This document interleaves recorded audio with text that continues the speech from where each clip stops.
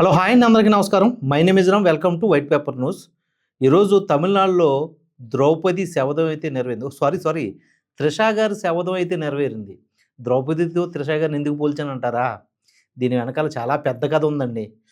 ఇప్పుడు ఉదయనిధి స్టాలిన్‌ని అరెస్ట్ చేయడంలో ఈ త్రిష గారి యొక్క శపథం ఎందుకు నెరవేరింది? ఈ త్రిష గారిని ద్రౌపదిగా నేనెందుకు చూపిస్తున్నాను అనే డౌట్ మీలో రావచ్చు. దీని వెనకాల తమిళనాడులో చాలామందికి ఈ విషయం మీద అవగాహన ఉన్నా గానీ, తెలుగు మీడియా వాళ్ళకి చాలామందికి తెలీదు. త్రిష అనే వ్యక్తి సినిమా ఇండస్ట్రీలోకి వచ్చిన తర్వాత ఆవిడ మీద చాలా రూమర్స్ అయితే తమిళనాడు మీడియాలో ఉండేయి.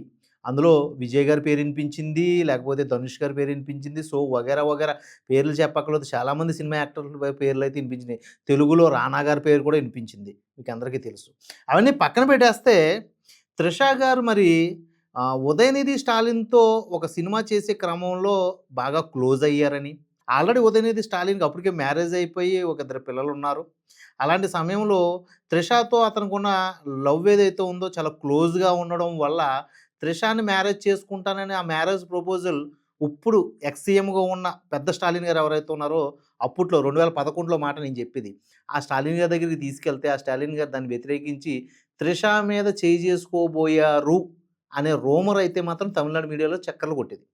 ఆ తర్వాత త్రిష గారు బయటకొచ్చేసి ఆ లవ్‌కి బ్రేకప్ చెప్పి, తర్వాత 2015లో ఒక బిజినెస్ మ్యాన్‌తో ఎంగేజ్‌మెంట్ చేసుకున్న తర్వాత కూడా, ఆ బిజినెస్ మ్యాన్‌కే స్టాలిన్ గారి యొక్క వ్యవస్థ నుంచి అయితే బెదిరింపులొచ్చాయని, దానివల్ల ఆ ఎంగేజ్‌మెంట్‌ని కూడా క్యాన్సెల్ చేసుకొని, ఆ బిజినెస్ మ్యాన్ బెంగుళూరు వెళ్ళిపోయాడనేసి తమిళ్ మీడియాలో చాలా సార్లు కథనాలు రాశారు. ఆ తర్వాత త్రిష విజయ్ గారికి దగ్గరవ్వడం, విజయ్ గారు త్రిష క్లోజ్‌గా మూవ్ అవ్వడం, ఉదయనిధి స్టాలిన్ గారికి నచ్చక స్టా విజయ్ గారి మీదయితే మాత్రం స్టాలిన్ పగపట్టి సీఎం అయిన తర్వాత పెద్ద స్టాలిన్ గారి అండతో చిన్న స్టాలిన్ ఎవరైతే ఉన్నాడో ఇప్పుడు ఈరోజు ఈ వ్యాఖ్యలు చేసిన స్టాలిన్ విజయ్ గారిని చాలా ఇబ్బందులు పెట్టాడని, అంతెందుకు 'జననాయకన్' సినిమాని రిలీజ్ అవ్వనివ్వకుండా సెన్సార్ బోర్డ్‌లో ఎన్ని రూల్స్ అండ్ రెగ్యులేషన్స్ మార్చారో అయన్నీ మీ అందరికీ తెలుసు.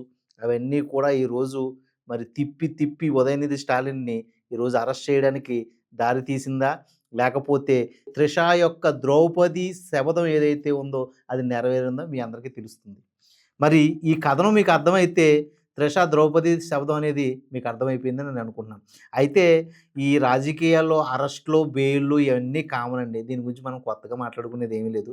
బట్ ఏదేమైనా గాని తమిళనాడు రాజకీయాలయితే మారాయి. కొత్త పుంతలు తొక్కుతూ తమిళనాడు వ్యవస్థనైతే మార్చుకుంటూ వెళ్తున్నారు. మరి ఏమవుతుందో చూద్దాం.